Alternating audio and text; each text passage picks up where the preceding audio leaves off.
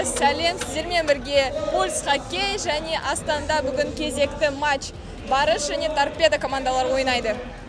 Бүгінгі ойын sold out және де қызыққа толы болайын деп тұр. Себебі Барыс командасы сырт алаңда 4 ойынды да жеңіліспен аяқтады. Сол себептен бүгін өте қызықты ойын болады. Сонымен қатар Торпедо командасы да жеңіліспен келіп аяқтады. Бүгінгі матчта барлық орындардың барлығы sold out. Бізбен бірге болыңыздар. Бүгін өте қызықты күн болады. Бүгін Барыс аренаға жиналған жанкүйерлердің қарасы өте көп. Бағанағы Медина айтып кеткендей, бүгін sold out. Міне, өздеріңіз көріп тұрғандай, барлық адамдар кіруге асығып жатыр. Ойынның басталуына аздаған минуттар қалды.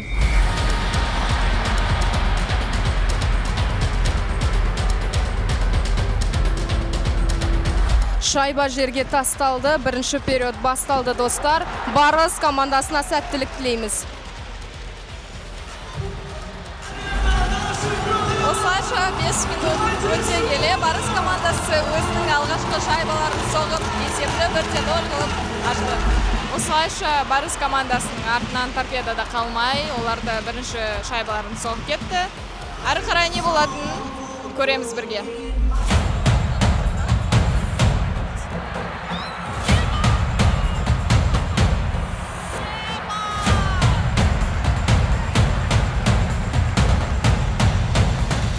Достар, көп уақыт салмай араға Барыс командасы екінші шайбасын соқты.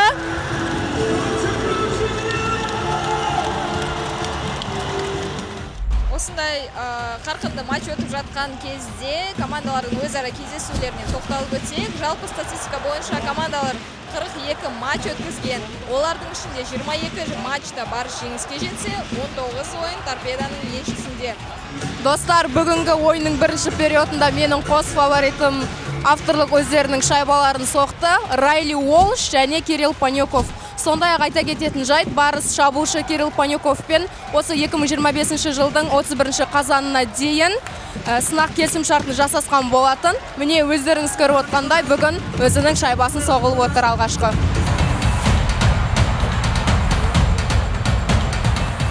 Арлан, бүгінгі матчтың атмосферасы қалай? Атмосфера топ, падам. Бүгін келген адамдар не пожалеют, вам гарантирую. 12 мың адам sold out. Бұндай болмаған ешқашан.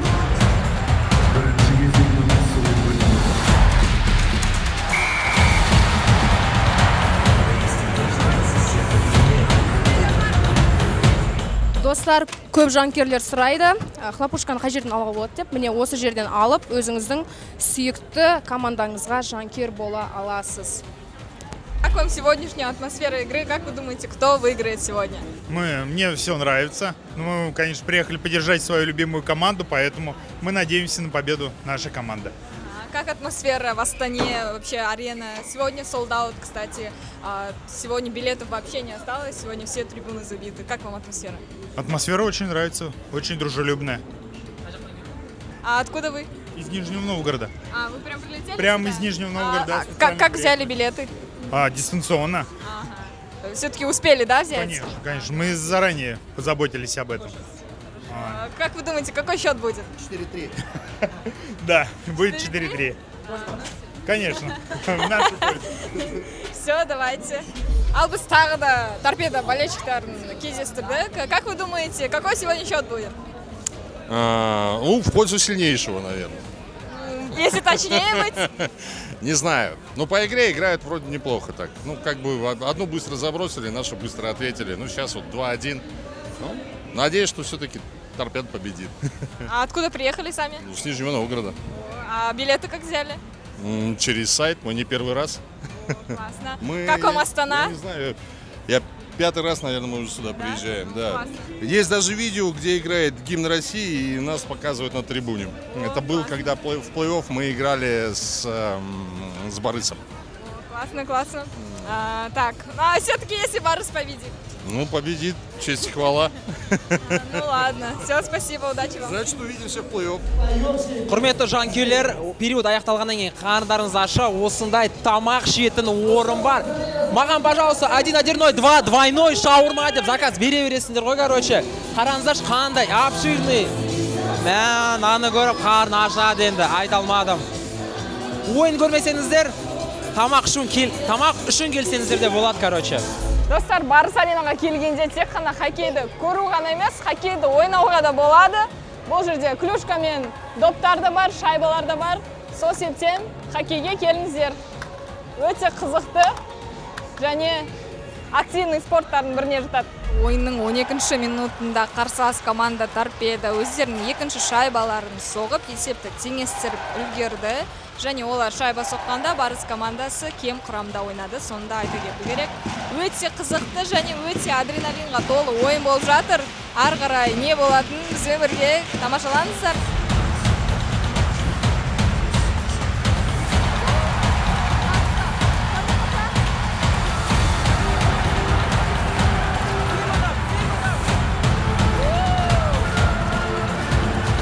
Өте қызық ойын болып жатыр. Және де Барыс командасы есепті теңестіріп үлгерді. 3-3 Семен Симонов голдың авторы.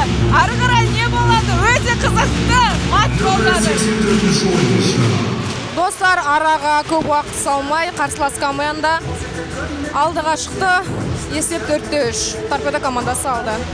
Достар, бізде есеп 5-3. Торпедо командасы осы соңғы 10 минутта 2 шайба салып кетті. Және Барыс командасында Адам Шилдың орнына Шутовты шығарды. Ал енді ойын қалай болады екен, ары қарай көреміз, тамашалаймыз және Барыс командасы жеңеді деген үміттеміз. Әлі уақыт бар, ойнауға болады. Бүгінгі жанкүйерлерге лық толы аренадағы атмосфера қалай сізге? Керемет, күшті. Бізге жаңадан келген қорғаушы Тайлер Уотерспун бүгін ойын көрсетіп жатыр. Алаңда ол кісінің ойынын қалай бағалайтын едіңіз? Жақсы, енді өзін көрсетіп жатыр. Панюковты білетін шығарсыз. Ол кісінің ойынын қалай бағалайсыз? Бүгінгі ең бірінші шайбаның авторы. Керемет, Кирилл Панюковты подписать еткеніне өте қуаныштымыз. Мы его ждали. Рахмет. Барыс командасы кем құрамда ойын көрсетіп жатыр. Ойынның аяқталуына 5 минуттай уақыт қалды. Торпедо алда. Есеп әзірге 5-3.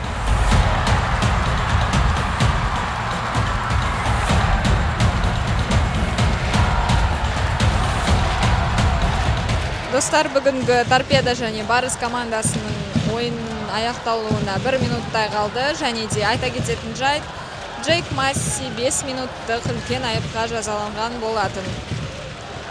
Есеп 5-3 және өкінішке орай бүгінгі матчта Торпедо командасы Барыс командасынан жеңісті суырып алды.